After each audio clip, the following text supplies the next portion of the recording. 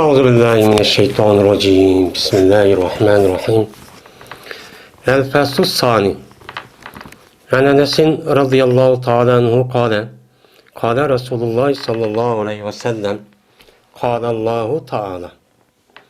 İkinci fasıl Enes radıyallahu ta'ala anhu'da rivayet kılındı. Şimdi biz kitabı Esmaillahi Ta'ala degan çoğun bir mezmundaki kitapni o'qitdik, ya'ni Mishkatul Masabining ichidagi buningki oldida bir qancha bab bo'lgan bo'ldi. Hozir endi babul istig'for va tavbat. Ya'ni istig'for etish va tavba qilishga aloqador bo'lgan Peygamberimiz sallallohu alayhi vasallamdan rivoyat qilingan shundoq bir necha hadislar bor. Meni shu hadisniki meni bobiga kelgandik. Bununki birinci bab, yani birinci fasıl aldığımız dersimiz tüketemdi. İkinci fasıl olan, ben Sahih Bukhari, Sahih Muslim'den başka kutubu sittede rivayet kılınan bir münce şu istig'for ve tövbe kılışka alakadar olan nemeler var, Peygamber Sallallahu rivayet kılan hadisler var. Benim şu ikinci fasılda muşnun üstüde deyildiğin hadis var, biz hazır muşnun için keldik endi. Şu ikinci fasıldaki birinci hadisi de Enes radıyallahu ta'ala anhu'dan rivayet kılındı ki, dedi Enes radıyallahu ta'ala anhu, dedi Peygamberimiz sallallahu aleyhi ve sellem, dedi Allah Teala deydi. Yani bu nime o? Yedisi kudusi. Allah Teala şuna dedi ki, hey İbn Adem, inneke ma da'avtani ve racavtani gafertu leke ala makene minke ve la ubali. Hey Adem balısı, madami ki dua kısan bana ve bana meni ümit kısan. Sen bana dua kılan muddette ve meni ümit kılan muddette ben seni epoğu küçürmen. Yani mağfiret kılmen. Ela makan melik. Anda bilinmezsin üstüki gibi bolduğun o nersendin. Sen de kandan nersi boğan bolsa, meni kandan nersi bolsun, meni o günahın yüzü yoğan bolsun, çoğun olsun, küçük olsun. Her kanda bir günah boludiken sen bana mağfiret, yani sen bana dua kıpsen, yani istig'for etipsen, tövbe kıpsen ve menden muşu günahını Allah küçürdü dep kalbinde ümit kıpsen. Şundak ümit kavaqtın özüde ben seni günahını ne bakımen küçürmen. Ve la ubadi, ben bu günahını küçürüşte ben hiç kanda pervaçı kılmayman. Senin günahın cih olamdı, az olamdı, ben çoğun olamdı, kişi olamdı. Ben onun için herkes perva kılmayın. Sen fakat iki iş var. Birisi bana ne kılış? Bana istig'for etip tövbe kılış. Yani dua kılış. İkincisi menden ümit kılış ki ben bu şundak günahını kıvattım. Kıvatkandikin bunu küçürdüğün zat fakat Allah. O Allah ben ona yeleke biz ümit kısak kalbimizde, uçağımızda bizi na ümit koyduğun zat emez. Ne mi desek şunu kıpperdi dep ümidin şundak bolsa, şundan kolunu götürüp ya kalbinde resmi tövbe kılıp istig'for etsen, seninki kandaklı günahın olup geçsin, uçağın yüzde ben hiç kanda bir tarafı karmastılar, ben senin günahını epoğu kılıp ben küçürüp atemen, dedi. Hem de o yerde, ma da'utaniki, maniki üzi, bu yerde ne bileyimiz onu, yani bu müddet, yani devam, mühendisi geldi yani müddetin içinde. Yani, sen bana dua kılan muddette. Yani muddet mühendisi geldi. Şimdi sen bana dua kılıp istig'for etip, bana ümit kılan muddette. Yani şu muddet kişilik, yani şu muddetin içinde boluyken sen, şunun içinde boluyken sen, ben senin günahını cezmen küçülüp, hiç kandak günahını koymayman ki, ben çoğun olsun kişi olsun. Bunu pervayın pelek deydimdi. Yine Allah Teala şuna deydi ki, hey İbn Adem, eğer ferzen seninki günahın asmanniki bulutu yetse. Enan diyen asmanniki üst tarafındaki üzerine enan deydi. Yine bir rivayette yani bir nemi kılıçta bununki enan diyen asmanniki üstteki mesela su yok bulutlar var. Ben bu nemi deydi ona anan deydim. Yani mayada bulut. Yani seninki günahın şu asmanniki bulutu yetipti. Yani bu yer şarı tupraktan bu günahının cık ve yoğallığı asmandaki bulutga yetipti. Muşunda günah olup ketken bolsa, anıdaki sen Maň näme qıpsan? İstiğfar etipsen. Maň istiğfar etip estağfirullah taala rabbi min kulli zembin ve atubu ileyh. Ya gomaydı estağfirullah depsen.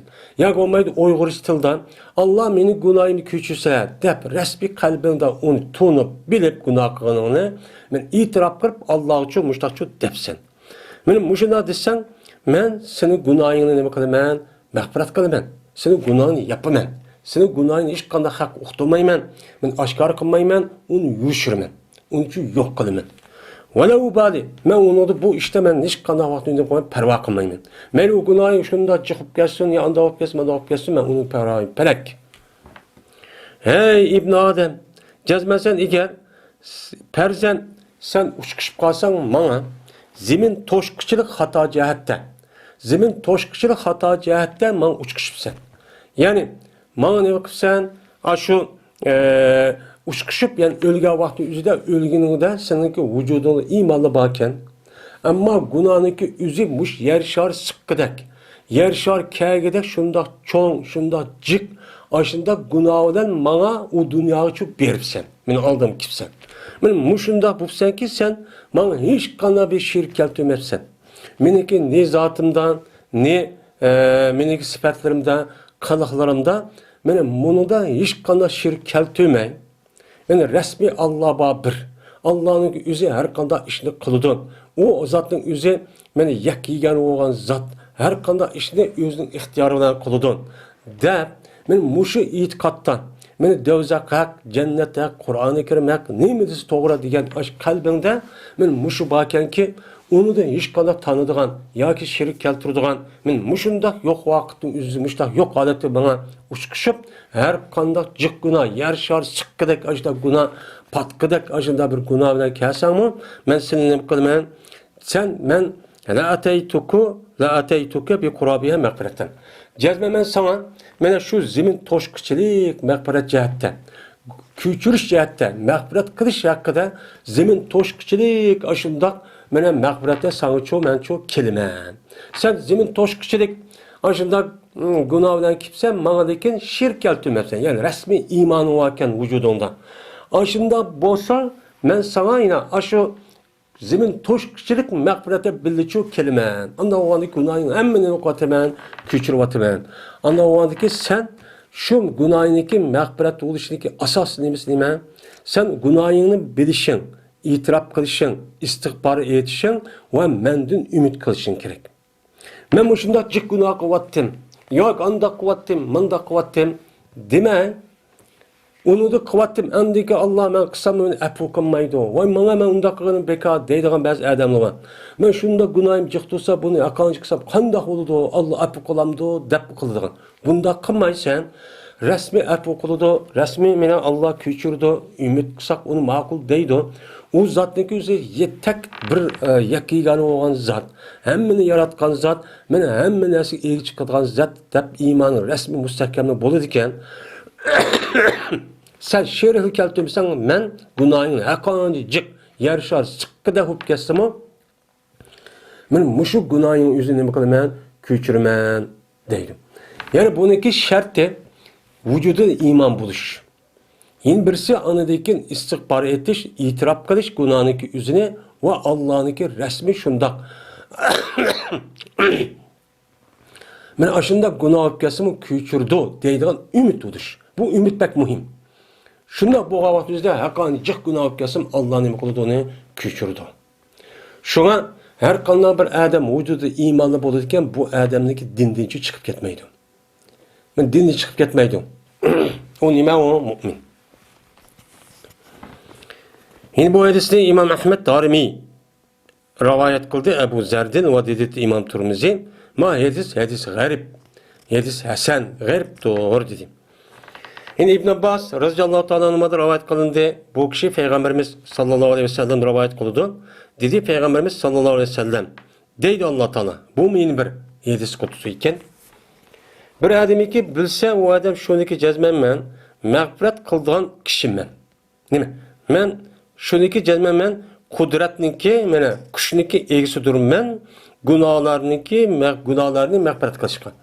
Yani Allah Teala mene Cazmen her kanda cik günah olup geçse şu günahını yok kılışka, apu kılışka, küçürüşke resmi küçüyediğin zat. Bu kadir zat. Dep bir adam nemi kıptı onu cazmen kalbedi çok bilipti. Mene bilip durup aşındak kan bolsa men o adamni günahını nemi kılımen mehbiret çok kılımen. Vana u badi. Men o adamniki kanda günah kılıştı katlenizler onu perva kılmaymen. Şu adamniki üzi meninki aş günahını mehbiret kıldı diyen kudretimine işini diken. Mene kadir bu zat hem nesi kılalaydı hem nesi intikam alalaydı hata işini kılsa dep bu adam resmi bilip düşürüp açta kılsa men şu kılanga belaen men o adam günahı kanda olup kılıştı katlenizler men günahını çok küçürmen. Anda o andiken men günahını jik kıvattim, anda kıvattim, manda kıvattim. Allah meni bu günahını küçürüdüğün küç yetmeydi, yakılamaydı demezsen kanda kılana, man tövbe kılana, man istihbarçı eğitina. Günahın çoğu yeni ona. Yani aldığı dersimi dedik, tövbeden istihbarındaki şart oldu. O şart kavramı, ben aldığı dersimi tefsili değildi. Yani tövbe degen, ben istihbar degen o adamdaki üzümüne ağızda resmi aydep, deyişte günahındaki yüzünü resmen kıldı bu hata. Kur'an hadisine mene İslam dinimiz uygun emez. Diğerliğini itiraf kılıp bunu anladıkken Allah'ı küçürüş. Ne kadar Allah'ınki yepişini talep kılış. Bu kılışını talep kılış. Şununla birlikte o adam mene ameliyeti de tövbe kıldı. Yani tövbe kıldı ki ameliyeti de Allah'a mene şu günah iştin yanıdan. Yani tövbe degen yan dediğin gep. Günah iştin mene kol üzüp mene yaxşı taatki çok yanıdan. Mene gafletten onundan kol üzüp bu adam Allah'ını esleşkeni koludu yanıdan. O adam o kişilerin hakkı olan bolsa o kişilerin hakkını o adam bir arkalık mene yüzdeki esli uptan boğan müminlik haletkeni koludu yanıdan. Benim muşunda kısa tövbe istihbar boludu. Şu canın yüzüde men Allah Teala nemi kılıdı o adam günahını küçürdü ki madem yüşrik bir şeyim. Benim madem ki o adam şirkli keltümse.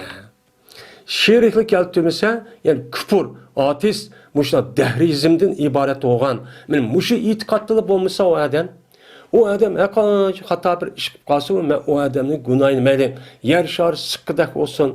Meyli o günahındaki çok küçük olsun. Meniki kudretim ikkenin bilse de vücudu imanlı bolsa ben o adamın günahını katimen küçük vatimen. Buna deydim. Allah Teala Kur'an-ı Kerim'de İnnallaha la yaghfiru en yushraka bihi ve yaghfiru ma dune zalika limen yasha diyen nimo ayet var. Fakat şu adamın vücudunda şirk bulması gerek. Yani kafir olması gerek, ateist olması gerek, dehri olması gerek. Men muşunda bomba vakti üzerinde o adam akanç hata haram, aşında günah masiyet kılıp geçsemi Allah Teala bu adamdaki günahını tövbe kılımen dep, istihbar etmen dep, resmi bilip ikrar kılıp, itiraf kılıp, kişinin hakkını resmi birip aşında kısa men o canınızı nem kılımen onu günahını şu küçürmen. O günahını küçürmeden işçi yok dedim. Yani o anken günahı küçürüşündeki birden bir şartı mümin Müslümançı buluş itikatta. Hem de mümin Müslümanlarınki yüzü ben hem adamga muamele aydın yani uçuk aşkara hem adam bu ibadet kılış cihette okşaş olmaydı. Ama iman ve itikat cihette memnun bulmaydı, okşaş olmaydı. Bazılarının çin, bazılarının boş, bazılarının normal. Şunu karta o adamniki aşı nemisi men kılgan emelimi bir-birisiga qilmaydi, o'xshamaydi. Ba'zilari e'tiqodda iymoni nayt kuchli bo'ladi, nayt qattiq bo'ladi, buni ching turdi. Ba'zi odamlar sal yuzaki bo'ladi, zalpasmishlar, ya'ni o'xshamagan holatda bo'lgandan keyin bu yerdagi insonlarning qilgan amalniki o'zi e'tiqodga asosan chiqqan bo'lgandan keyin, ya'ni o odamning ingida nim bo'lgan bo'lsa, shu ingining ta'siriga asosan o odamniki mushu, ya'ni qilgan faoliyating o'zi shuni qarta chiqqan bo'lgandan keyin, o odamning vujudi demak, ya'ni bir iymon bor ekan. Muşundan bolsa o adam dindeci çıkıp ketmeydi. Men dindi çıkıp ketmeyken eğer muşu tarikada o adam harak çıktı, zina akıp gitti, okumayın. Men muşunda akıp ketken bolsa uçağınız yakan cık günah olsa mı bu dindi çıkıp ketmeydi. O adam ne boludu? Müslüman boludu. Men o adam yüzü aşkı günahını yüzü itiraf kılıp şu arkalık Allah'a men dua, tövbe kılıp istihbar etip kişininki hak hukukları olan bolsa onu berip razılık istişip men aşındakan bolsa o adamın günahı mağfiret boludu. Mağfiret çok boludu. Appak çok boludu hem de. Yine İbn Abbas radıyallahu ta'ala ondan rivayet kılındı. Dedi İbn Abbas, dedi Peygamberimiz sallallahu aleyhi ve sellem. Biz hem de yerde iki tane hadisi kudusi neçe okuduk hem de. Yine İbn Abbas radıyallahu ta'ala rivayet kılındı. Dedi İbn Abbas, dedi Peygamberimiz sallallahu aleyhi ve sellem. Bir ademi ki lazım tutsa o adam istiğfar etişini. Lazime degen nima qildi? O'ziga lazım tutuptu. Yani devamlı ağızdan men estağfurullah estağfurullah depti. Deyiş bilen birlikte o adam mening günahımı kechirvasi Allah, mening günahımı kechirsa dedi. Resmi günah qilganligini bilib, itiraf qilib, tushunib, Allah bu günahınki o'zini nima qiladi? Mag'firat qiladi deb. Mana bu bunda qanun o'zi nima muttaqi bo'ladi. Men mushundaq davomli ashtaq degan bo'lsan, qiladi Alloh taolo bu odam uchun har qanday qiyinchilikdan, tochilikdan bir chiqish yo'lini qilib berdi. Va har qanday bir g'amdan bir tüşkçü iç berdi.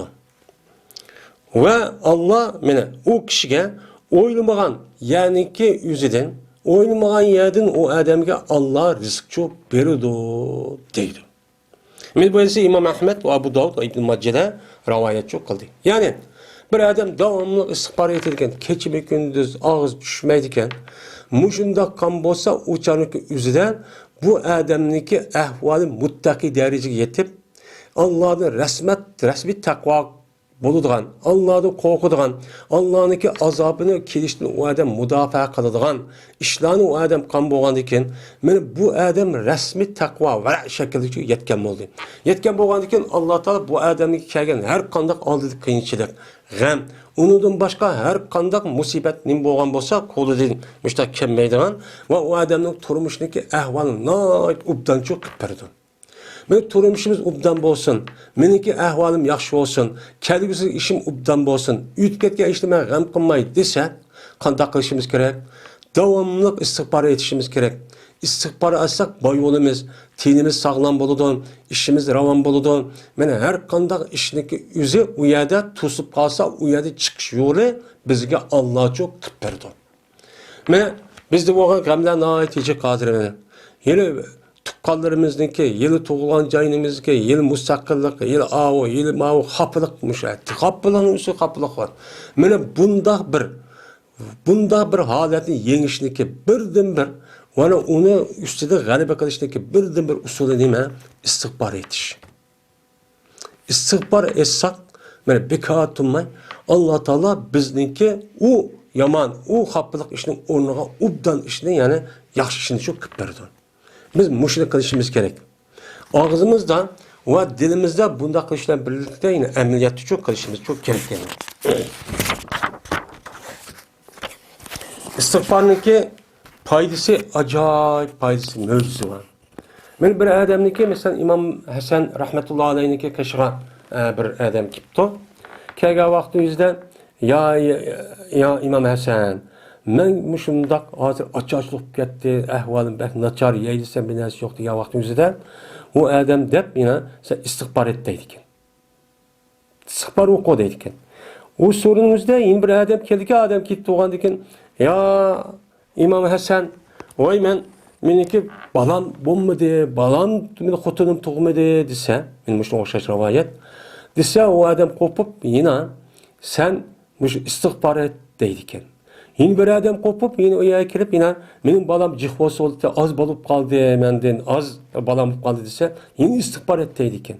Digendeki şuna o yerde sorundaki kişiler, oy imam bu ne mi digenler bu anığımı istiğfar ettiyler, anığım istiğfar ettiyler bu nereden çıktı bu gap diye vaktimizde sizin delillerin neyme diye vaktimizde İmam Hasan Basri rahmetullahi aleyh bana söylüyor nokta ki şu Nuh Aleyhisselam'daki özünü kavmi diyen ayet var. Şunu okuydikin.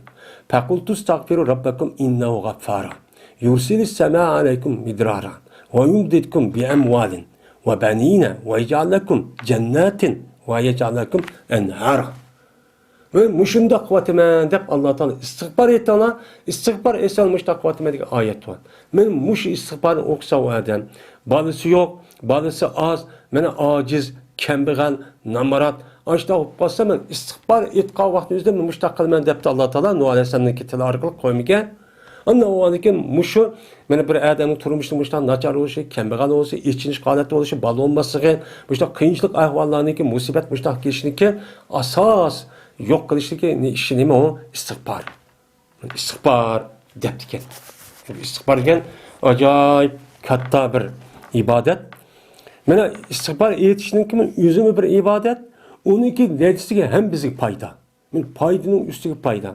Mena Peygamber semana aldığın hadisde değil. Her günü men 70, meni 100 digenedek açta tövbe istiğfar ediyorum. Bizniki işimizin ubdan bolsun, ailemiz yaxşı olsun, balimiz ubdan bolsun, men özümüz vapa kıldıgan nemisi makul deydigan bolsun desek, balamızın ubdan sebebini kılış arkalı terbiyeyle birlikte men devamlılık neme kılışımız gerek. Manevi taraftan bu istiğfar rızık oludu. Bu istiğfarnınki yüzü o balamızın neme o men manevi mene yardım buludu. O manevi bir iliktirik yani can hareketlendiğin neresi oludu. Bu faydası oludu. Şunun için bekat ummayı istiğfar çok yetişimiz gerek. Yine Ebu Bekir Siddik radıyallahu ta'ala'nın rivayet kılın dedi Ebu Bekir dedi Peygamberimiz sallallahu aleyhi ve sellem ma eserre men istakbere. Mene davamlaştırmağın boludu o adam davamlaştırmağın boludu kim ise anda bir kişi ki istiğfar etti. O eğer kendiki o adam yansımı bir günde 70 kata. Yani bir günün içinde o adam şu kılan günahsıgan 70 kata yansımı o adam bir günahını kıp boğan deyken andaki ne kıptı istiğfar etti. Devamlılık müştak kıptı. Bir günün içinde 70, 700, 70 tane aşı hata işini kılıp o kadar ya Allah ben bunu bilmeptim estağfirullah ben günahım köçüdü demezsen bu bir günahınki yüzünü devamlı kıldı diye işçi bulmaydı. Çünkü o adam bir kata günahını kıldı kandaki istiğfar etti mi şuna tügüdü. Yine bir kata yine onu diken şeytanın azdırışı vesveseden gidemi kılışıdan muşunda kıp kaldı. Kıp kalgan diken yine şu günahını kan bolsa yine bunu kan günah en iyi tekrar kıldı demeyimiz. Onda değilmeydi deydi. Çünkü aldığın günahınki üzerine ma istiğfarınki üzerine onu dikene istiğfar onu yok vatkanıkin yokluğun orunda oludu. Tekrarcı bulmaydı. Tekrar olup kalkan vaktin üzerinde kan dağılıdı uçağın üzerine o günahınki üzerine tekrar olup kalsa günah sehirin üzerine günah kebir kaynıp gidiyor. Yani bu. Şunun için kanda kılışımız gerekken devamlı istiğfarı etip duruşumuz gerek. Minut, sekund, saat, küllapmışındak men küçük deme istiğfar çok yetişimiz gerek. Mene bulup mu hazırki devrimizdeki üzere günah masiyetindeki cıhlığı mene ötken dersimizde gerek.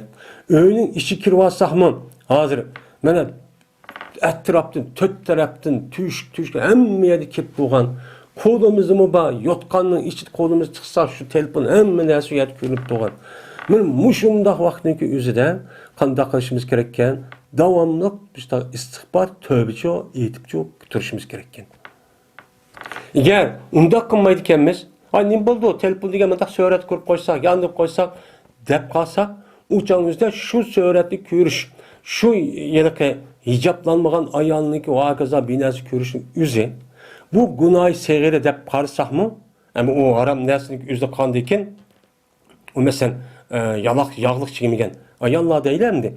Men aşı nesine hazır. Nerede karsak ba, çıksak ba, köysek ba, televizyon hemmimiz bütün dünyada hazır şu kaplap kettemdi. Kaplap ketti. Kaplap ketkendikin hem de bu ne? O işini bulmaydı da pervasıza kaliye versek bu günah seyrede karşısıma lekin o haramı kardeşinin yüzü bu ne mi? Günah kebire. Lekin aşın aşta kaliye versek uçak tehimi çoğun günah aynı gerekir. Şunun için kanda kılışımız gerekken mene devamlı minut sekundlap eğer imkanlarımız bolsa minut sekundlap bu bir iş bulmayı şuna olsun ben mübalağa. Şundan istiğfar çok eğitip duruşumuz gerek. Yani bu. Kıskana bir ibadetini öykürüp cimmi tuturup bütün işiniki hemiz öğütü tutup beni katta mındak abi tutup gettiğinde şekli cihette ondak sakçı bulmaydı. Özümüzün aldığanlık hemimiz bilimiz hem de.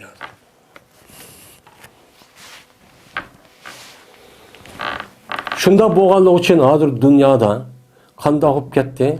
Münker işiniki üzü alaydı itibarına hop gitti. Dinimizi toskan, haram işiniki üzü medinleşip, medeniyet tep, taraqqiyot deb, olg'avosi deb, hamma shuni qilib berdi deydigan.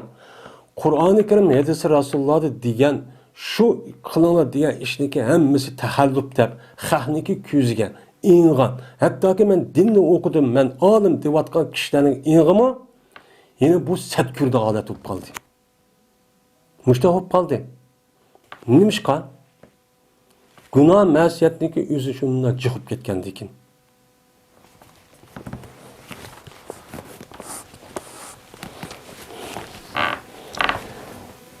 Enes radıyallahu ta'ala rivayet kılın dedi, Enes dedi Peygamberimiz sallallahu aleyhi ve sellem kullu bani Adem'e hattaun. Bani Adem'lerinki yani Adem aleyhisselam ballarının hemmesi nemi doğru hata iş kovucudur. Yani Adem aleyhisselam'nınki Adem'ninki ballarınki yani şu dünyadaki her kanlı bir insan bulurken hemmesi hatanın üstüde. Ama bu umum. Lakin başka 7 ayetteki sebebi bu nime o? Bu has. Bu yerde Adem Aleyhisselam'ın balları digenliğinin içinden. Mene peygamberler, normal Ademler hemmesi bunun içinde şu var. Lakin peygamberler, mene nemi deyimiz, itikat kılımız, peygamberlerinki üzü günah-ı kebirini her gücü kılmaydı. Onu da nime o masum. Onundan başka günah-ı segire bu ihtilaf var. Bazıları günah-ı segirinin üzerine kıp kalıyordu deydi onu. Bazıları katli onu mu kılmaydı o deydiğen imuva göz karışıyor. Bunu asasen bu yerdeki Beni Ademlerin hemmesi degeni peygamberlerden hariç. İnsanların meyl evliya olup geçsin, meyl alim ölme olup geçsin, meyl muttaki takva olup geçsin, her kan şundak olup geçsin. Bu əslində xatalıqçı çıxıdı bunundan. Çünki ne için? Mənə aldığın hadisat degəndə şeytan o Adem'deki barlıq işləri də var. O Adem'nin yama işləri də əsli var, küşkütüb, qızıqdırıb, vay ubda iş qıvattınız deyildiğin gep. Yaxşı iş, iman, benim şundaq ibadet, namaz, zikir, təsbih, həmmə şeytan var. Onda o andaki bunu da qutuluş yol naiti təs. Allah Teala özü qutulduğumuzsa, Allah öz saxlamasa, bunu da saxlanmaq üçün naiti təs. Anda o andaki mən əsli də insanlıkın vücudu da mənə nəfsidən ibarət olan, davamlıq əsk işki buyurup durduğan, şeytan ve onunki nemisi olan, yeni bir parçası olan, mənə nəfs. Bu Adem'de çok bu, bağımdı. İnnen nefselle ammaratun bu bisso. Anda o andaki bunu karga vaktimizde insanların ki hem mesela o hatanın üstü buludum. Anda o andaki hata kan Adem'lerin ki günah masiyet haram. Muşundak mene günah işgallah Adem'lerin en yaxşı kim o? Tevvabun. Men Allah'ın ne kadar ne kadar Adem devamlı tövbe kıp durduğun, tövbeni cık kıp durduğun Adem'ler mene en yaxşı Adem'ler bu deydi. Men tevvabun degen gepning özü bu hayır hattayn. Men hatta degen bakcık hataun degen bir hattaun fa'alun vezinsizden bu fa'alun nima isim mübalağan. İsim mübalağ oluşu bununki kesretini bildirdi. Yani hatalık şundaq cık Adem'lerinki men en yaxşı nima qilish tevvab bu fa'al. Bu nima o? Siğ mübalağan. Siğ mübalağ olgandaki tövbe qilish nayt cık deydimdi. Nayt cık tövbe qılıdı. Men muşra aş hata işqa adam en yaxşısı muşu. Anda oğandikin sizler men yaxşı adamning qatori kerak desanglar, men davomliq nima qilinglar? Tövbe qilinglar. Estağfirullah ve atubu ilayhi. Şunun bilan bende bilan Allah'ning o'ttirib olgan bo'lsa shu bo'ladi. Ammo bende bilan bendening o'ttirsida haq huquq, haq bo'lib qolgan bo'lsa, men uning uchun o'z joyiga nima qilsizlar? Qaytarsizlar. Yevagan, ichib olgan aşındak, men oğurlap evagan, aldap evagan, kuyup evagan degeni edip, men aşındak neresi olsa onun öz cayı qaytırırsan. Şu canınızda andaki ne buludu o? Tevvap buludu. Şundak sana en çok yaxşı kişi olursan. Müştak kılanlar deydi.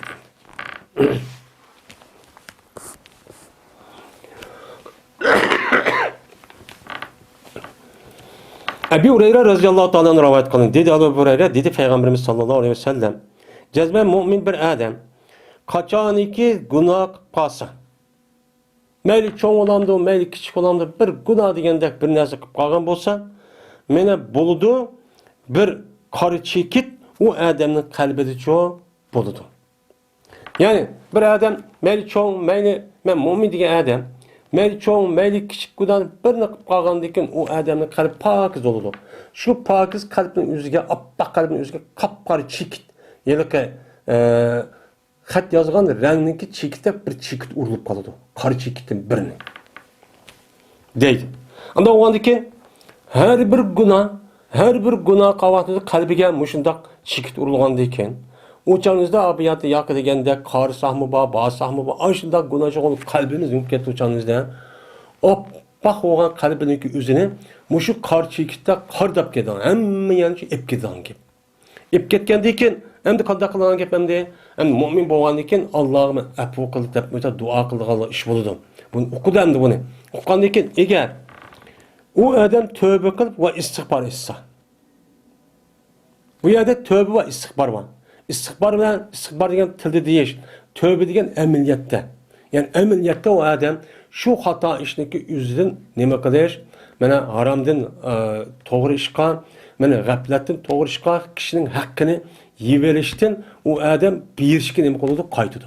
Men mushunda tövbe qilgan bo'lsa, o'chan o'zida men paqirab ketadi, u odamning qalbi cho paqiraydi. Paqiradigan narsaniki birdan bir darisi, ya'ni u kir. U shunda kir narsani, shunda dotni qopparib ketgan narsa chiqarib qolgan narsa istig'for deydi. Deydi. Unda ondan keyin hozir endi bir mu'min aboga adam deydi. Ammo musulmon demayotdi. Bu mu'min bo'lgan adam mushna bo'lgan ya'ni o'zidan musulmon bo'lgan odamchi. Men bir musulmon la ilaha illalloh dedi, o odamniki o'zi, men o odam islom diniga kirdi. Ammo islom dinining ichi kirib turib bu odamniki o'zi islom dini o odam ustiga majbur qilgan amallarni qilmadi. Ya qilmadi. Namoz o'qimadi, roza tutmadi, haj qilmadi, masalan zakot bermadi. Undan boshqa jiq ishlarni qildi. Kishining haqqini oldi. Mana g'ayb hamshidaq g'aybat va gaza gaptush ahvollarni dedi. Mana hozirgi davrniki o'zida mana qanday qildi, islom dinining haqorat qildi, kamsitdi. Islom dinining shuari bo'lgan. Mana masjid, Qur'oni Karim, ayollarniki hijobi deganidek ashtaq ish nima qildi bu odam, hujum qildi. Asli bu islom dinining shuariga hujum qilishniki o'zi bu nifoq. Bu nifoq vücudundaki keselniki özü çidap turamay. Bu munafiqniki alameti. Bu qancha men mu'min musulmon deb og'iz devasımı tigide o İslam din iman o qalbida rasmiy o'rin olmagandan keyin bu e'tibor bilan o anadagi qanday qiladi? İslam dinini rasmiy bildiradigan bir alomatni ko'rsa, uni qalbi turamaydi. Turamay uni hujum qiladi her sebepten.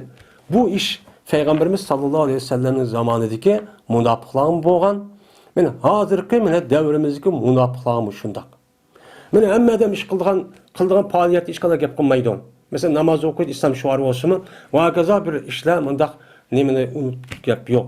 Ammo shuning ichidan bir narsa shundoqli sababga shundoq shayton ko'rsatib, ishning o'zi ishni to'sib oldi deydigan bu qolsa, men buni hujum qildim hozirgidek.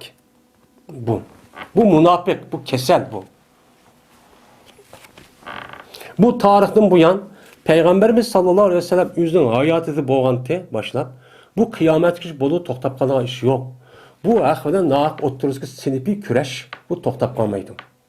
O aşı hakiki mümin boğan adamı men imanlıqda çıkarıp bassam boldu. Mana oxşaş olsa boldu deb o hareket kıldı. O bek yaman o toktamaydı.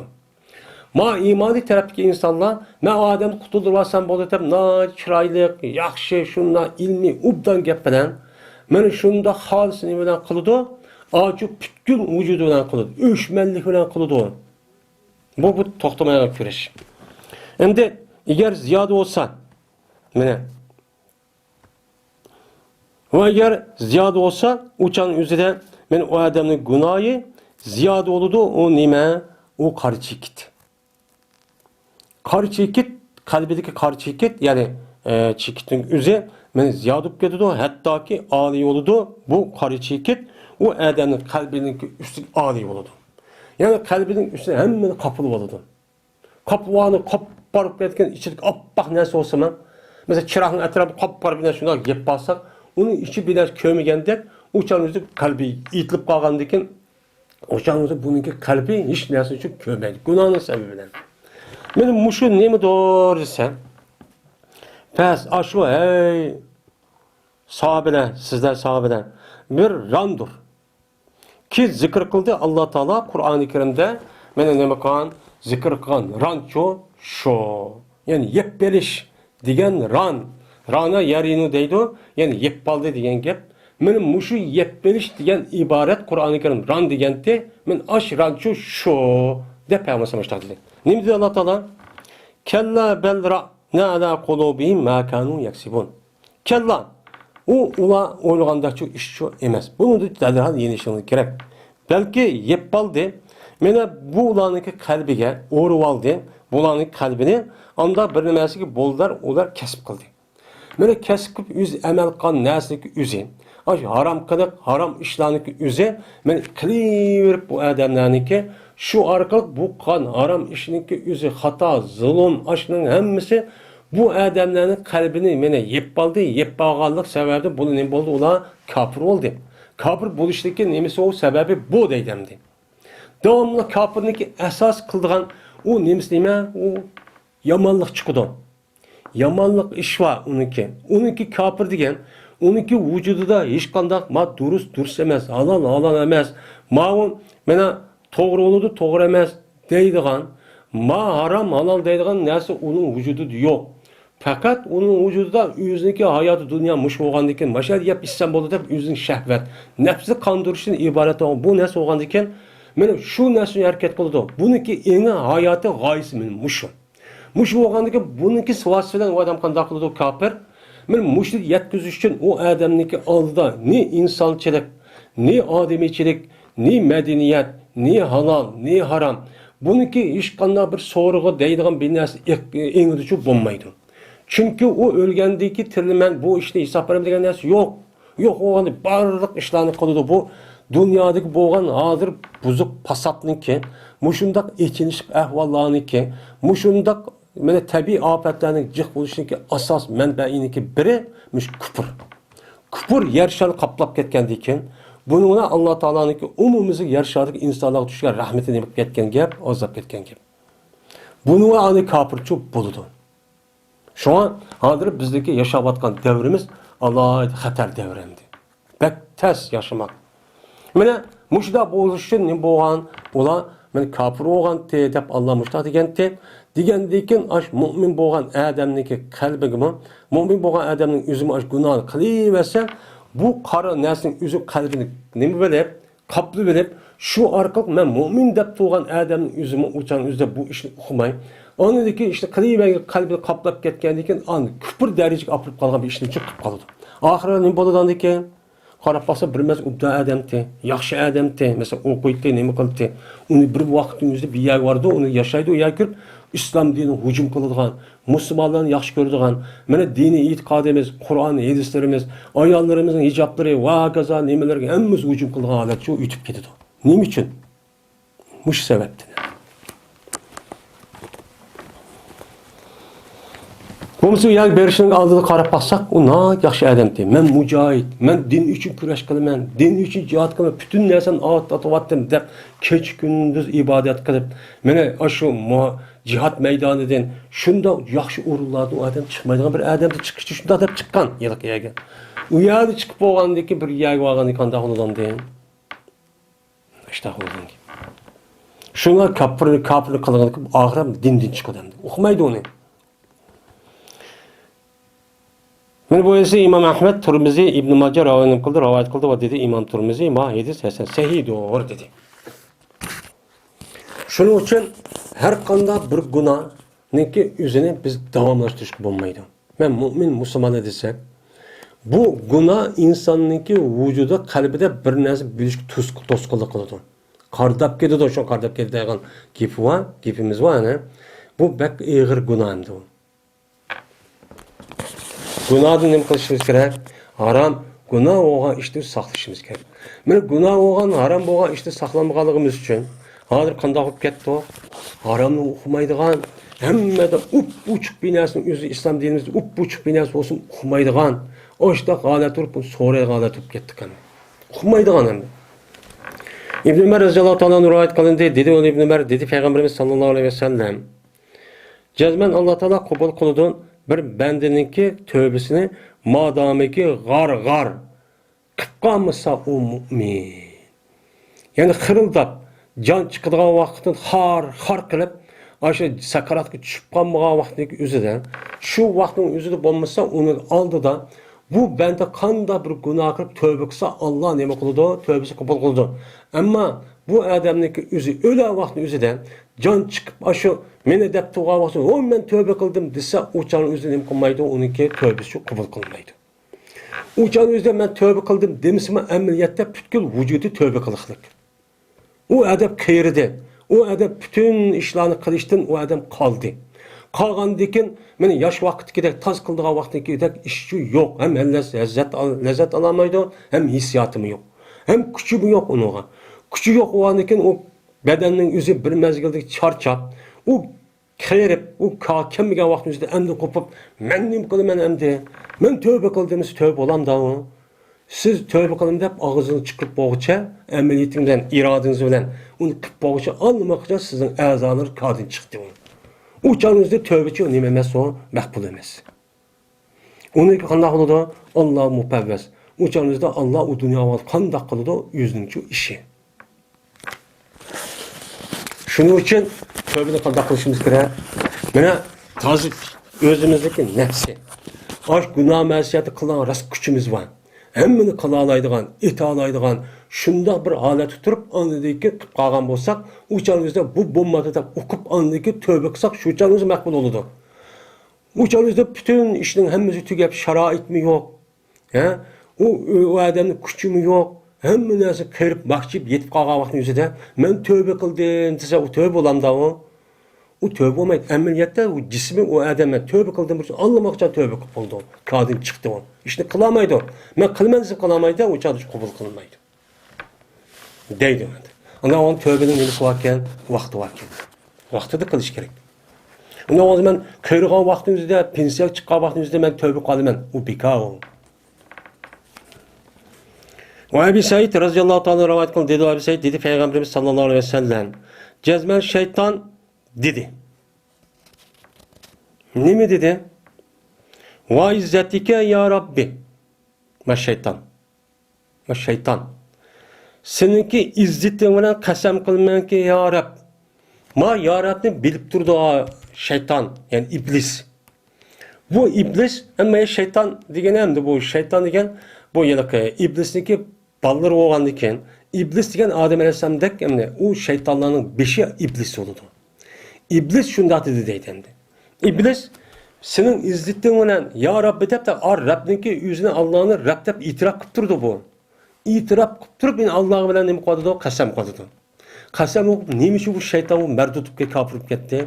Çünkü o yüzünü çoğun görüp Kağan Adem Aleyhisselam'ı küçük görüp Allah'ınki buyruk unmay, akılını işletip aşında şu kapırıp gitti.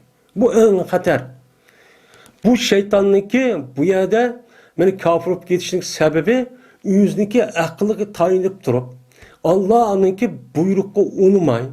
Sen uscut Adem'in seydi kıl desen ne mi dedi? Halaktahum min teynin ve halaktani min nar. Sen onu toptun. Ne mi dedin?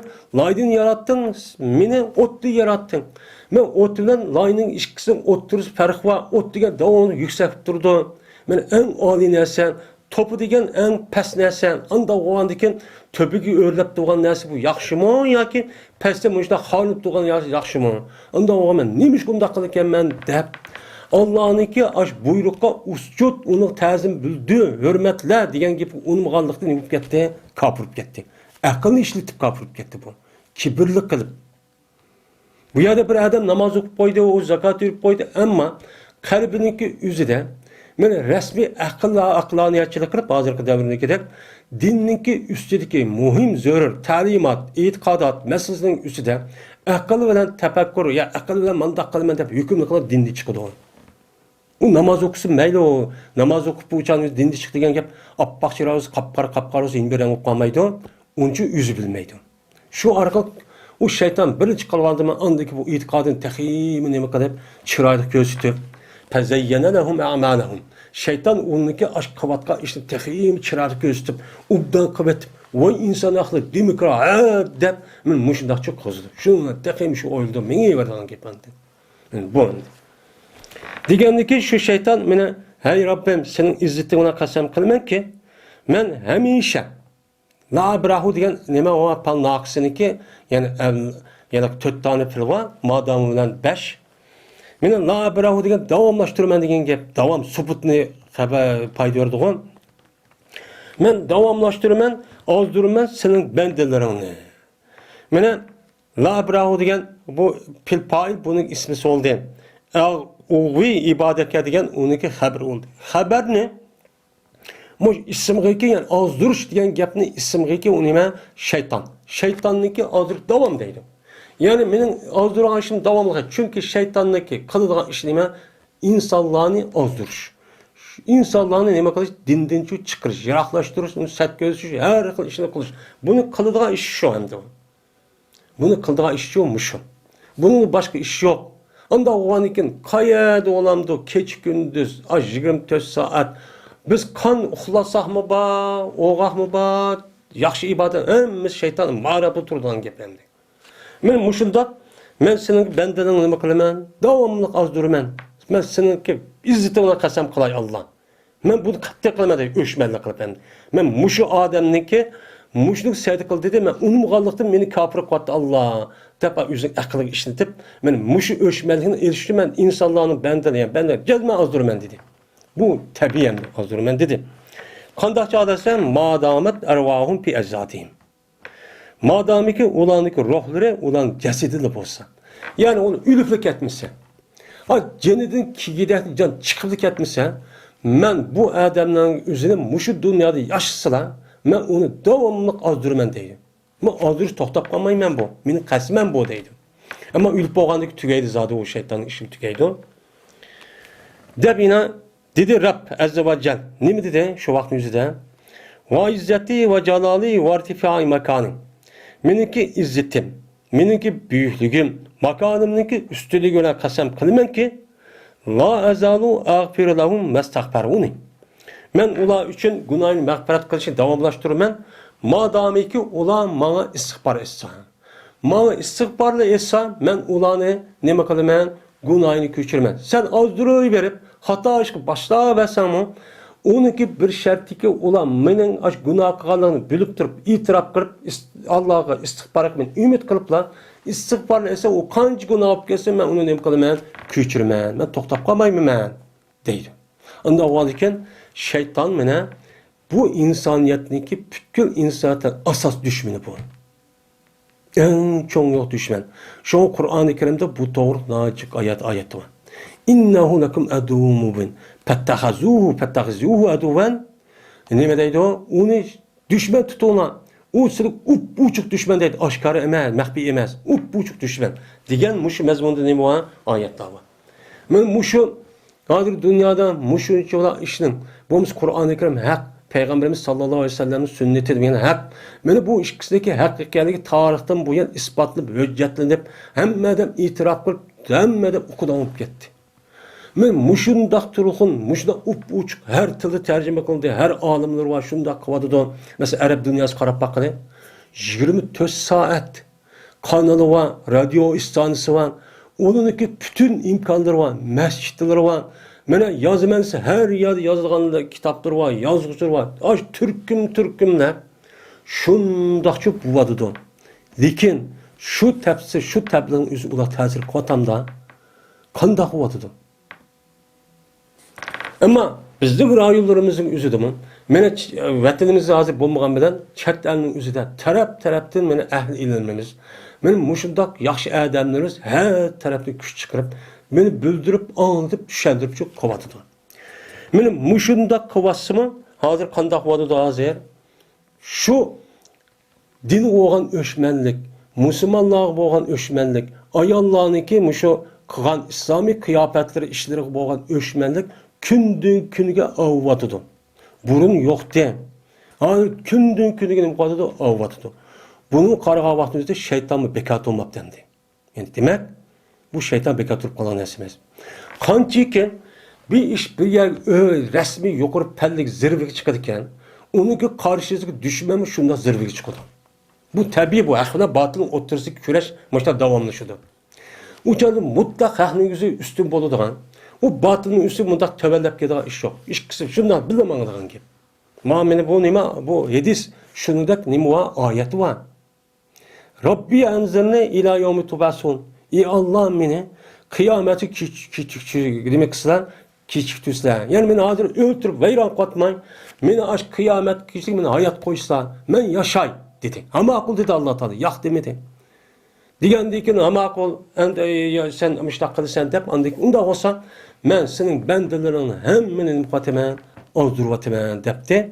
Nima dedi Alloh taolo? Yo'q uni qilolmaysan, men seni tusvatman demedi. Demek qildi qildi. Ula qilarsan illa ibadaka mening muxlasin. Lekin mening bandalarimning ishidan muxlis, xolis tanlangan, e'tiqodi yaxshi, sap, gunoh ish, ma'siyatni qilmagan, mushundaq ishlar bo'lgan bo'lsa, men uni nima qilaman dedi. Men ularni men uni ozdira olmayman. Sen uni qila olmaysan. Andiki nima dedi Alloh? La amla anna minka va miman, yani seni ve sana ergeçken kişilerin ki yüzünden hemmini dözak ekip neyim kılmayan toşturup atımen. Dedi. Sen onu kılmaysan demedi. Sen okudun badi az duruşunu.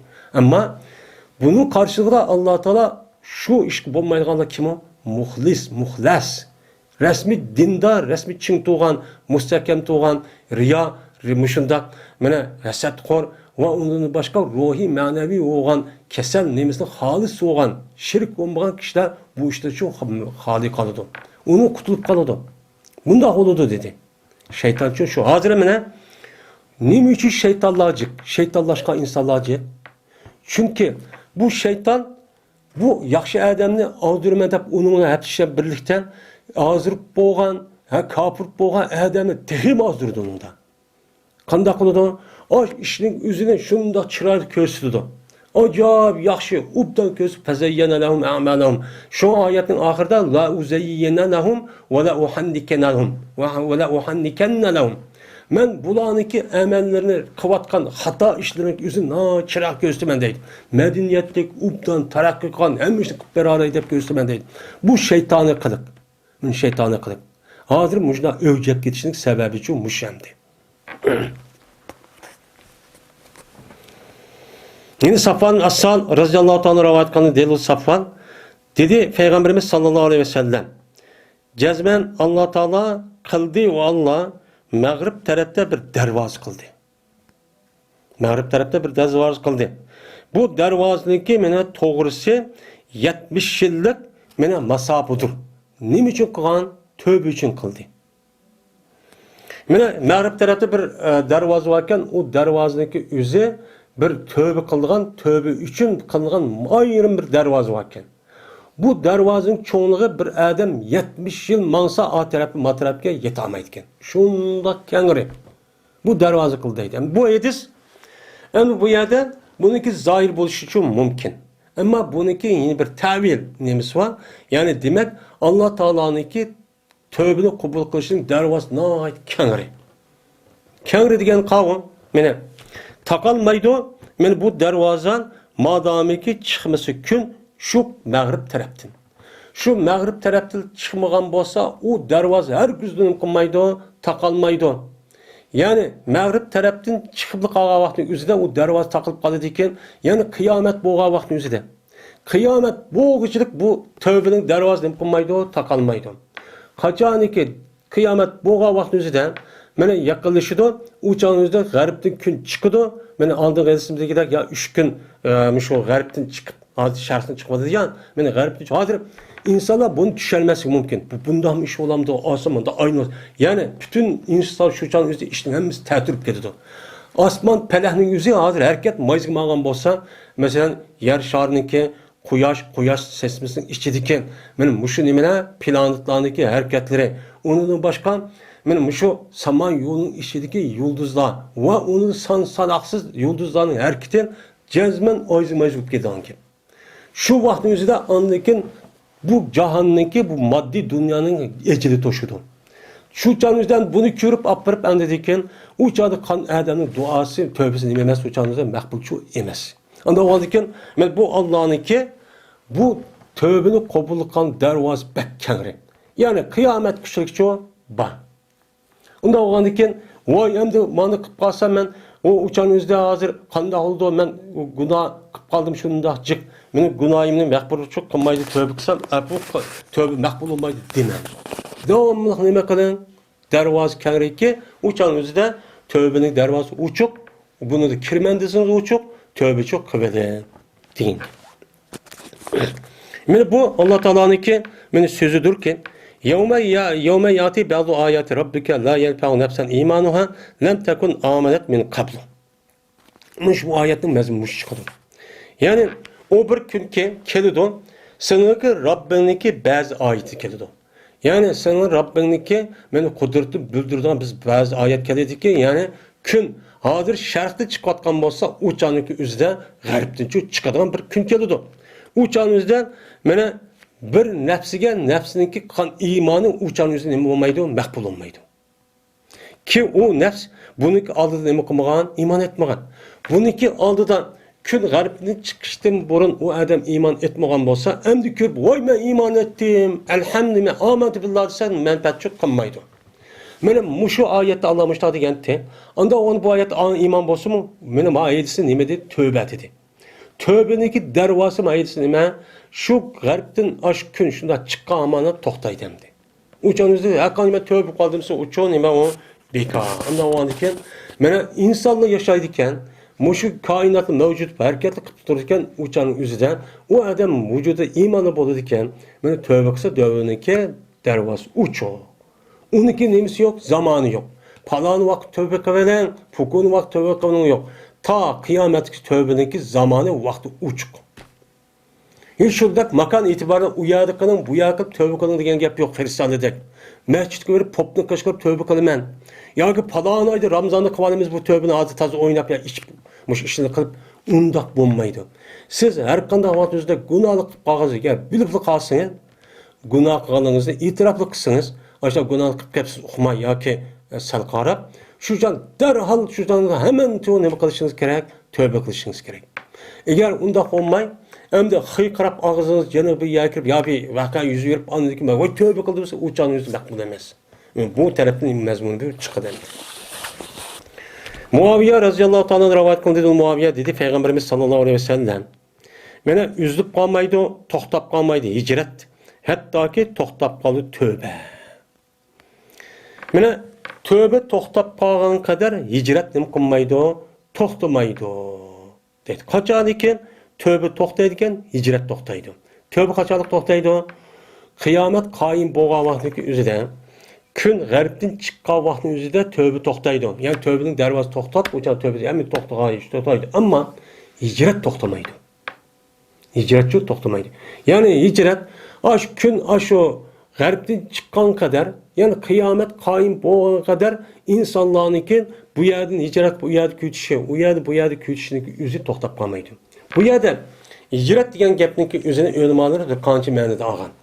Bu yerdeki hicret Peygamberimiz sallallahu aleyhi ve sellem'deki Mekke'den Medine'de kalan bir hicret var. O bir hicret. Yeni bir hicret var. O hicret kavun el muhacir. Men hacira iley. Peygamberimiz şuna degen muhacir degen kim olsa muhacir degen adamdaki üzü Allah Teala terk etken nesini onu kılmay. Men Allah Teala terk kaytıp Allah nime degen bolsa şu işini kılan kişininki üzün nim boludu muhacirçi boludu degen. Bu bir mene. Yeni birisi anladıkken bu adamdaki insanlık tabiiti, vahşilik tarafından o adam bunu taşlap resmi zikir tesbih etiş arkalık o adam ruhani tarafından kılgan ötüdüğün bir devr oldu. Bu bir nime umumi hicret. Anda o anladıkken bazı ulemalar yani bu yerdeki hicretniki üzerine günahı terk etken diye hicret oldu. Yeni bazılar bu ne ya o emez. Ama Peygamberimiz sallallahu aleyhi ve sellem'lik devrinde Mekke'den Medine'nin hicret kılış İslam devleti olan Medine'de kurulatkan yeni devlet kuşlandırış için benim uçanın üzerinde Mekke'den hicret kılış o persti. Eğer o adam şehir Mekke'de Müslüman bulup hicret kılış imkanı batırı hicret kılış uçadı kattık günahkar oldu. Emin makbul emesti. Bu hicretin üzeri Peygamberimiz sallallahu aleyhi ve sellem kaçanı ki Mekke'ni fethi kıldı bu tügedi. bu tügüdü. Şuna o hicret yok. La pat, pat degan çoğu yetisi var. Hicret tügüdü o hicret. Ama yeni bir hicret var. O hicret kavga. O hicret mene dünyanınki üzüden muşuddak Müslümanlar yüz yaşa yatkan yanınki üzüden yüzdeki dini ahkamını, dini faaliyetini, dini kılık ve dini ibadetindeki üzerine bu adam hatırcam kılamaydı. Kılamay dinle de bu adamın yüzü bu yani terk edip başka yerine kolu çıktı. Bu nima bu bir hicret. Bu iş nim bolu deydi o mayeliska avlmalarımız degene esasen kıyametki toktap kalmaydı. Yani kıyamet kişilik meni küfür bilen zulümniki o'ttirsidagi bo'lgan kurash to'xtamaydi. Bular kafirlar, musulmonlar her tarafta ziyonkashlik qurdi, urdi, tillaydi, solaydi, o'ltirdi. Meni hozirgidek. Bu ish bo'ladi. Bu ishning bo'lishi ma'lum bir vaqtga emas, tarixni bu yana shunday chiqib bo'lgan. Yeni bu vadada eng ichilishli jihatda bizning vatanimizda yana. Yeni bunidagi bo'ldi to'xtab qolgan ish yo'q. Muş yer şartı bulurken bu yerde iki sınıf oturum mevcut. Birisi küfür, yeni birisi nime iman. Bu toktap kalmaydı. Hem de iman kalıp kal vaktimizde uçan hicret toktusu mu? Lakin küfür galiba kalıp hazır devrinin yüzde, dünyanın kaplığa vaktinin yüzde yeni hicret mümkünmaydı, yeni toktamaydı. Toktamay, uyardı ben din edip kalsın, uyardı kozmagan, etkizmeyen, mescid çakavatkan, aşında hem de tılgağlamaydı. Hem aşk kişinin ben uyar kalamayken de uyar küçük çıkan işçi buldu. Meni bu yerda yetiştirgeni için yani kıyamet bu işi toxtamaydı deydi. Ve yine toxtamaydı, meni yüzlüp kalmaydı tövbe. Hatta ki çıkkay gün yüzdeki mağribedin. Kaçaniki gün yüzdeki aş mağribedin olturuvatkan yerde gün tətir çıkıp kalırken ondaki tövbeniki dervasını kul deydi Peygamber'den men itilodu deydi. Yine Ebu Hureyre radıyallahu ta'ala rivayet kılındı. Dedi Ebu Hureyre dedi Peygamberimiz sallallahu aleyhi ve sellem. Cezmen işki adam. Bay boğan idi bu işki adam Beni İsrail'de. Beni İsrail devrinde işki adam boğan. Ki o nayt birbirisi neme kıldı? Yaş görüştü. Yani dostu. İşkisinin birisi ibadette müjde etti. Yani ibadet nayt kattık tirişip çok kılıttı. Yine birisi deydi ki o ve lahar yakun. Ve yine birisi deydi ki muzdip. Yani İbrahim niyeti ben günahkar. Adam devamlı ibadet yapıp bu abidken. Aynı birisi deydi ki ben günahkar oğandikken uçan önce ben ibadet kılsam bu benim Allah kabul kılmaydı o ibadetini deydikken. Şuna deyken pes deydi o deydikken bu ibadetini umdan kılan abid uçan ne deydi o ademigen aksir amma ente pi sen tut özeni anda bilmezlik sen onu dedi. Sen kıvatkan ma günah işinin özen tutuvan. Kılıveremsin günah işini deydi. Digendikin bu günahkar adam deydi ki günah kıvatkan adam khallini ve Rabbi. Khalla yuhalli tahliyeten. Khalli emir bu. Meni kuvvet. Meni ve menin Rabbim bilen işkimizden oturuz gibi iş. Bunu kuvvet. Ma bunu arlaşma deydi. Digendikin şunun oy bu işini kılma, günah işini kılma digendikin uçağınıza vay sen işin olmuşsun, sen ibadet kılıver, benimle Rabbinin otur gibi iş, onda o an beni kuvvet deydi. Bu adam benimle Rabbinin otur iş digendikin bu adam dedi ki, uçağın bu adam istiğfar etsem, tövbe kılsam, Allah beni kabul kılmaydı, ben günahımı kılsam o deydendi. Bunu demekçiyim. Digendikin hatta ki tapudu, bana bu abid, günahkar adamın bir gün, o abidin özü çoğun sanayga bir günahın üstü kıvatkanlığını tapıdı. Karap baksa o adam bek ağır günah da hesaplanan bir günahını o günahkar yine kıvatkan. Kıvatkan deyken şundan deydi o yine kopup yine aksir özen tutuval bu günah işte kılıçten digendikin o adam deydi yine Khallini ve Rabbi. Benim Rabbim'in otursun kıvatkan onu beni kuyvet. Ya gomaydı Khallini ve Rabbi. Beni kuyvetkin sen beni Rabbim bilen kasem. Ben seni ütüp kolayım. Ben bu aşını arlaşmayın deydemdi. Şununla dep bu adamın yüzü Ebu iste aleyye rakiben. Sen benim üstümge mağaraçlık olup seni ebertildim o. Ya seni Allah Teala seni benim üstümge mağarap muşundak neymiş kuvadıdak muşundak peygamberdak muşundak seni eberttim o. Sen nimandak ardısan deydi. Onu digendikin ma yılıke abid deydi ki şununla. Kasap Allah'a ki Allah senin için hiç kanda günahın küçülmeydi o deydi. Sen muşta desem unmudun. Unmugandaki senin günahın Allah küçülmeydi. Küçülmeygendeki sen kandaklısı anladıyken ve Allah seni cennet kürdürmeydi o. Kördün ama sen muşunca da hata işine kalıp ben şunda kımı desem unmay. Yani kuvvet minimum ağırlaşma depmiş takvasam ben şunda kıvassam anda o anda Allah senin günahını boldu. Kattı seni günahın küçülmeydi. Sen dözak kirip gitsen değil. Hem de digendeki anlayış bu işkisi öldü o. Ölgendeki şunun Allah Teala bu işkisi bir firişteni evet. Yani öleşinin alıda. Evet geldikken bu firişte işkisindeki cenni alıdı. Yani ilgisi pes yak şu vaktin üzerinde. Şunun bu iki adam şu firişten karşı kelidi. Yani toplu şudan cenni ağanlık şey kelidi. Kelgendikken yani firişte deydi ki günah kıvatkan. Günahkar adam ki. Ne mi deydi o? Udhulul cenneti bi rahmeti. Sen cennet gir benim rahmetimden. Ya olmaydı fekale. Deydi Allah Teala günahkar Adem'e topuş başı Adem kandıkın Allah Teala dedi ki sen bana cennetke benim rahmetimden ki deydi. Ve deydi o Allah'ın bir kişiye etestatiyu en tahdura ala abdi rahmeti. Aya sen menimki bendimge, menimki rahmetimni tosuduğuna kuşun yetemdi sen. Seni günahın mağfiret kılmaydı. Allah'ınki nimeti olan, rahmeti olan cennet kirmeysen, kiramaysan deyip bu adamni cennetni kirişti sen tosalam sen. Sen kim bed okun, kuşun yetemdi o. De, adam yüzündeki akkan ibadetin cahil olan iken bunu temenni kılıp ibadetin yüzü cennet kirdi deyip işinip gelip şuna anıdı cennet pütüler yüzü vatkan kep. Manime kıldı. Ve minimden Rabbimden kasem ki minin kuvvet.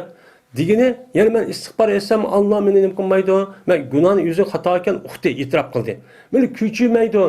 Ben hata iş kıvattım dep pişman kılıp açtak kalan gepemdi. Kandiki bu ne boğan oldu o tövbe boğan oldu.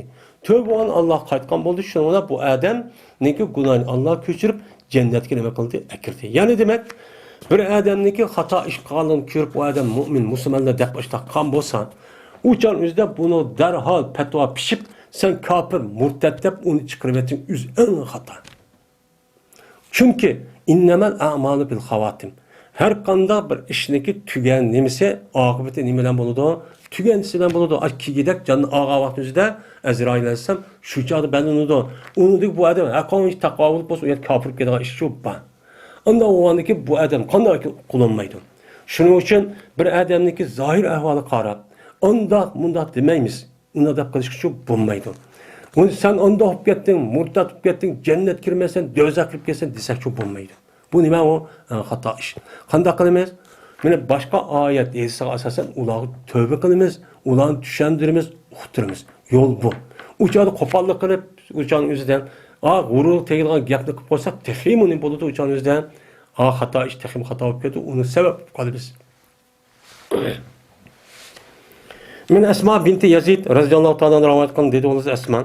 Anladığım Peygamberimiz sallallahu aleyhi ve sellem'den okuydu. Kul ya ibadiyellezine esrafu ala enfusim la taqnatu min rahmetillah innallaha yaghfiru zunuba cemi'an. Hey deydi, digin iman edersen. Hey bendelerim ki öz nefsige israf kılan. Yani öz nefsige israf kılıp men buyurgan emellerini kılmayın. Men tosqa işlerini kıvatkan, uçta günah, masiyet, haram işlerini kıvatkan, hey bendelerim. Dep bendelerim dedi Allah Teala. Ne mi deydi Allah? La taqnatu min rahmetillah. Sizler Allah'ınki rahmetinden naimit olmanlar. Hakan çok hata, haram, cık işini kıvatsanlı mı? Seni cezmen Allah küçürdü. Küçürüp epu kılıp, seninki mine cennet kirişten ibaret olan Allah'ınki rahmetine nime kılıdı, ekirdi. Anda o andikin mene günah koyganlık sebepten Allah'ın rahmeti olan cennet kiramayımız deyda işini çok kılmanlar. Onda ümitsiz elmanlar. Ümitlik bulunlar. Tövbe kılın istaklanlar. İnnallaha yaghfiru zunuba cemi'a. Allah Teala günahını ki hemmisini küçürdü. Hemmini küçürüp üzerine rahmeti olan cennetçi ekirdi. Anda o andikin namit olup ben anda günah kıvattım. Manda günah kıvatkan tutsan, kandak men undak bir yaxşı adam bolumen demenlar. Deydi. Digendiyken şundan Allah Teala dedi ki la Ve la yubali. Men Allah Teala günahın hemmesini ne kıldı? Küçülüp bir ayet. Hem de ve la yubali degen men Peygamber sözü ki Allah Teala perva kılmaydı. Yani o adam çoğ olamdı, kişi olamdı, cih olamdı, az olamdı. Men o adamdaki günahı kanda kılışka Allah perva kılmay. Hemmeni ne kıldı? Men küçülüp adıdı. Dedi. Hem de hemmeni küçülüp adıdı geldikti bu yer neyim o? Bu umum. Bu yer ibadetine am. Am boğandaki men küfür olsun, men Müslüman olsun hemen özü çıkardı. Lakin bu ayetteki mezmun ayeti olaman bolsun, am bolsun. 21 ayetteki sebebi de neyim o? Has. O kavun İnnallâhe la yagfiru zunuba. İnnallâhe yagfiru madune. Yani Allah Teala bendeneki müşrik olmasa günahın hemmeni neme kıldı küçürdü degen ayet. Ana bu ayet bana haslaştı oğandaki günahınki hemmeni küçürdü degen mümin Müslüman bulup şirklik keltirmegen bolsa bundak adamın günahın hemmeni neme kıldı küçürdü hem Allah o günahı kandak buluşucu perva kılmaydı. Küçürüverdi o. Anda oğandaki hey mümin Müslüman boğan bendelerim. Sıra bu tövbe kılış işidim boğan. Men Allah'ın cennet kiriş boğan. Bu ümidiniz için namit olmağına. Ümit için yaşap tövbe kılıp istikbar etip, onu yaxşı işini kılıp, mene xahının akosunu kaytırıp, mene yaxşı işçi, yaxşı adamçı bulunla. Deydim. Yine İbn Abbas radıyallahu anh vardı rivayet kılındı. Allah Teala'nınki illallemem diyen nimesi de sözde. Mene Allah Teala ellezine yectedibûne kebairel ismi vel fâhâ ve fevâhiş illallemem diyen ayet var. Mene bu günahınki çoğundan saklanğan ve set işlerde nima kılgan İslam dininiz belkitilgen bu işten yaxşı saklanğan muşunda kişiler bu hakikaten nimedir? Müslümandır. İllallemem. Lakin günah, masiyet işiniki, set işiniki yüzünden saklanman dep ama küçükten azrak bir işten kıpkaptı, onu kıpkaptı. Bu onu dinlemem müstesna. Meli küçükten işi olsun meyli, uçağımızda onu Allah'ın nime kılıp okuludu. Digen nime ayet var. Müşahede illallemem. Digen ayet var. Men muşu ayette İbn Abbas radıyallahu anh dedi ki, dedi Peygamberimiz sallallahu aleyhi ve sellem, men muşu ayetteki mezmununu men kuşlandırıp şuna dedik bir şiirini okup, İn tağfirullahümme tağfir cemmen ve yu'abdil leke la elemma diyen bir şiirini okuttu. Eğer mağfiret kılsan ey Allah, ben dilerdeki günahı sen ne kılsan, mağfiret kılsan. Mağfiret kılsan tağfir cemmen. Sen mağfiret kılsan, nacı günahını mağfiret kılsan. Sana yok. Muşunda günahını mağfiret kılsan çoğu, özen kılsan. Kaysi seninki benden ben ilmam kılmadı. Kaysının benden küçük bir günahını kılmaydıgan, az bir günahını kılmaydıgan iş kays benden var. Onda o anıkin azra bir günahınki özünü kıp kalgan aşında benden bana ait jet. Sen günahın hemmini ne kılsan, epu kılsan. Dep mene yani Ubeyr Salt diye adam Peygamber Sam'a mene şu adam okudu bu şiirin üzerine Peygamber Sam hikaye kılmışlar şu depti. Onda o anıkin bu yerde yani günah seğerindeki üze benim muşundak nemine tövbe ve istikbarla neme kılıdı epucu kanınudu. Ama demem. Ama onun çoğu olan günah kebir olan bolsa, eğer bende Allah'ın oturusu günahlar olan bolsa, ben Allah onu şu dünya tövbe istikbar kılması epu kılıdı. Ama bu günahındaki üze halk oturusu da bana yeyilip uçağında cinayet belkitilip resmi ceza belkitilgen bir günah boğan bolsa mesela arak kişi, zina kılış, oğurluk kişi, adam öldürüş, din yeniş. Diğerledek olsa bununki cezası, onunki tövbesi deme, şu cezanı icra kılış. Mene xahının hakkı olan bolsa onun için yandırış. Mene muşu günah. Bunu muşunda kılışarak tövbe kılındı. Ama onun başka küçük günah kalırken, mene istikbar tövbe etse ve Allah ona benim otursa da aşındak namaz okuyamadı, ya manda kalamadı, ya roz tutamadı, ya uş kalamadı, arak şıp koydu mesela yüz mehbi yerde. Hem İslam devletindeki nemiz yok ya da qarak işkence cana жүрgüzgen bir ceza mahkemesi yok. Men muşunda okup kalgan bolsa, uçağınızda men istikbar tövbe kılgan bolsa Allah'ın nemi kıldı küçürdü. Ama kişinin hakkı olgan bolsa, günah kebir İslam devlet hukukumuzun icra kılış kelgen vaktin yüzüde uçağınız şu işini çok kılması çok olmaydı. Deydi. Mezmunu şu andi.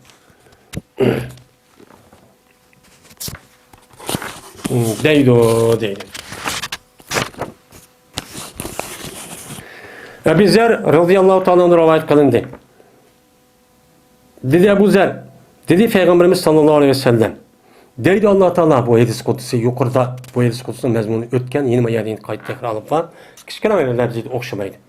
Deydi Allah Teala, hey benim bendirim, sizinki hemminle ozgun. Lekin onda bir kişiye ben hidayet kıldım. Ben hidayet kan bolsam uçağınızı bu ozgun emez. Ama bu nime hemen ozgun. Ameliyatda eğer Allah Teala şu kişiye akıl velet peygamberini öğretmese hemmesini bu ketdi ozgun alet oldu. Ozgun alet olup hayvandek yaşaydıgan, hakikaten dağını hatadan doğru çırarken güzel bilmeydigan, aşındak muş işek bilen pişt bilen hayat okşaş olup ketdi bununki. Ama Allah ne kıldı bunuğa akılını beriş, yani işte arkalık bildiğin ve şununla birlikte peygamber kitabını düşür arkalık bu adamı ne kıldı? O adam hidayet kıldı. Ben manda ihsan kıldım sizge dedim. Anda o adamın deydi Allah Teala menden hidayetini ne kılınla soranlar. Mançu hidayetin menden şu soranlar. Muşundak hakni bildiğin hakni dağdam yolga doğru yolunu mening taraf edin. Mena mançu Allah menden soranlar. Unda olsa meselenin ne kılman doğru yolcu meselenin şu başlayayım.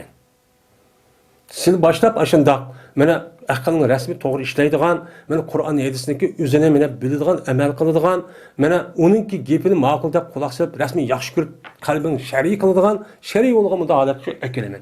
Qanday qilsam deken, hamma Kur'anni mena anglaydigan, tingshaygan, nima debdi ba deb, mushu to'g'riliq mena leksiya va uni boshqa muhozaratlar bo'lgan bo'lsa, uni qulqsab hammani mena anglaydigan shu kelsa. Bu Alloh qilib bergan uni. Şunudek sizniki her birinin nemi doğru kembegaldir. Yani asli tuğulağa vaxtında tuğulduk, işlemi yok tuğulduk. Bir mezgildeyken okuduk, onundayken azıcık cemiyetlik pul olduk, bayıp kalan ki. Bu mesela o kembegal. Lekin anda bir kişi ben bay kıldım. Yani ben bay kılsam o adamlık üzere tuğulağa vaxtında iştah olgandayken onundayken ki bay kılış iş şu men. Men bay kılım. Çünkü o bayıp bu kolununki üzü boğan hemen nersinin üzü o aslen o adamınki emas. O macazen. O aslida neminiki o mening mulki bu.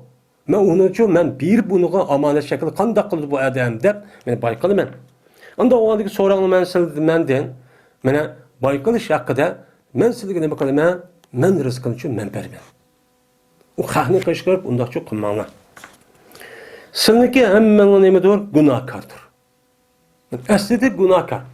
Lekin anda bir kişiga men uni nima qildim? Saqladim. Salomat qildim. Günah işleştin, haram işini yiştin, itiştin.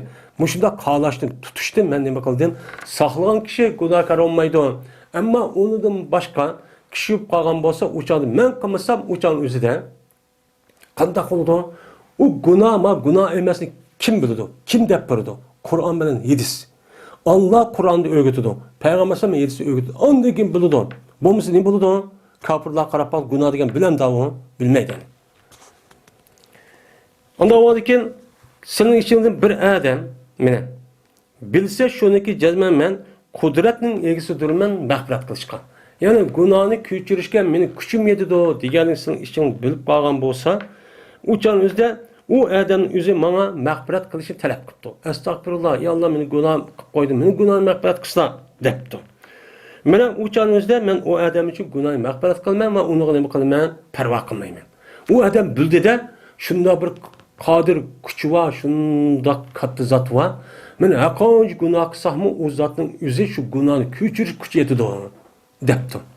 Bu gapni deyish nima uchun jiqta yildi desa, meni tarixdan bu yan Hristiyan dini ve ondan başka Yahudi dilinde dillar var. Bununki günah halklar günah ötküsü kalsa alimler olan poplarını aldıklar. Ula günahını meni küçügen dep ula yanı verdi. Günahını ula apu kılmaydı. Ne mi deydi o? Manada men kılmen deydi. Men apu kılmen deydi.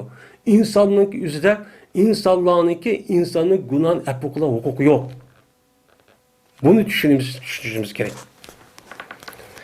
Ve eğer deydi Allah Teala, cezmen sizinki evvelinla, ahirинla, tirginla, ülüklerinla, sizinki yol ve kuruqlarınla. Yani yol degen, deniz yaşaydıganlarınla ve kuruqla yaşaydıganlarınla.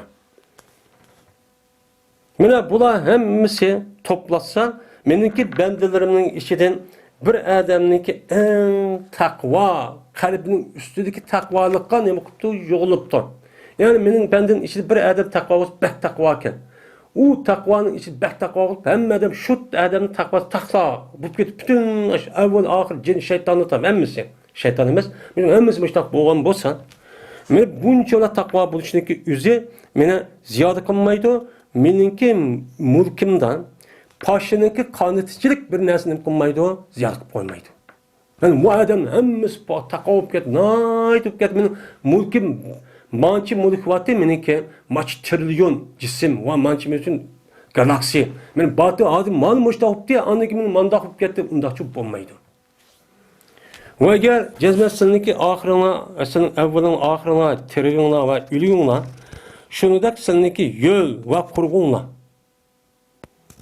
Mene hemmisi yeni bir yol ve kurğunlar deganning o'zi ya ülüp ketken quruq, yulunga hayat qolgan ona. Mene unda desek ham hayy va mayit va shu yerda rutbadagi yeni bir ma'nosidagi o'zida insi bilan jinla deb oladi endi. Mene endi rutba degan ins bo'ladi, yo biz degan jin bo'ladi. Jin degan qurg'oq, uchan o'zi quruqda hech qadar bizga nima bo'lmay ko'rinmagandan keyin u mo'itibor bilan. Mene bularning hammasi mening bendelerimning ichidagi bir odamning qalbining eng shaqiy bo'lgan shaqovatniki ash odam shaqiysidek shaqat nima bo'libdi topishibdi. Ya'ni butkul mush insonlik jonliqlarning hammasi badbaxt bo'lib, hammasi gunoh ma'siyat qilgan, harom ishni qilgan, kofir, munofiq bo'lib ketibdi. Bütün insoniyat ta Adem alayhisalom tortib ta qiyomatgacha bo'lgan, hatto jinlardan tortib ülüp ketken adamlarni tortib, men mushtaq bo'lib ketgan bo'lsa, men bu ishning o'zi meningki mulkimdan bir poshchilik, bir poshlik qonunchilik bir narsa ziyoda qilib bermaydi. Kemtib ketmaydi. Men hammamiz kofir bo'lib ketdi, unda o'g'aniki buning asosan Allohning balo bo'lib ketib, biz kamlab ketdi degan ish yo'q. O'xshash menga ta'sir qilmaydi. Va agar jazmasiniki meni avvalinglar, oxiringlar, sening tirik va o'lginglar, seninki yo'l va qurg'inglar, bular bir yerga, bir tuzdan bir yerga topuşuptu. Yer şanın tüpüz bir yerga şunda topuşup, toplasıp patmaydı oğandı. Şunda topuşuptu perizden. Soraptı her birisinin içinden. Her bir insan, her bir, yani növ yemez, her bir neç trilyon, neç milyar olup geldi oğanımızı. Mene her birisi, mene neme kuptu, bir nesi menden soraptı. Ki uçağımızda madami ki yitipti o nesniki nemisi o insanlıki arzusu. Men arzu qilibdi, nima yetgan bo'lsa shu narsaning o'zini u odam nima qilibdi, so'rabdi. Ya'ni arzu qilib, meni manchilik uyim ketsa, men manchita qabat uyim ketsa, mandoq narsa ketsa, mach trilyon pulim ketsa, andoq ketsa, mandoq ketsa da men sonida arzu qilgan arzu qilgan narsa asosan narsa so'rabdi. Qalbida kechib. So'ragan bo'lsa, men her bir so'ralgan kishiga shu sening ichingda shu narsa bergan bo'lsam, meni bu narsaki o'zi meningki mulkimdan hech qanday bir narsa kemib ketolmaydi. Men oldingi dars dedik bu to'g'rida. Lekin meni kemib ketsa mundaq bo'ladi. Nima so'rashki, agar jazmasini birin o'tsa dengizning qishidan, pas unida dengizning ishiga bir jingini meni cho'kisa, ondagi jingini tatgan bo'lsa, ko'targan bo'lsa, meni shunchalik nima qilib qoladi? Har bir insonga orzu qilgan narsa talab qilib, ashtab bergan bo'lsam, dengizning ishiga bir jingini tashlab tatqanchilik shunda dengiz suvi shunda kamlaydi-ku, shunchalik bo'lib qoladi. Agar ashtab qilsak deydi. Mening xazinamchi gaddi hisobsiz. Men bu nima uchun?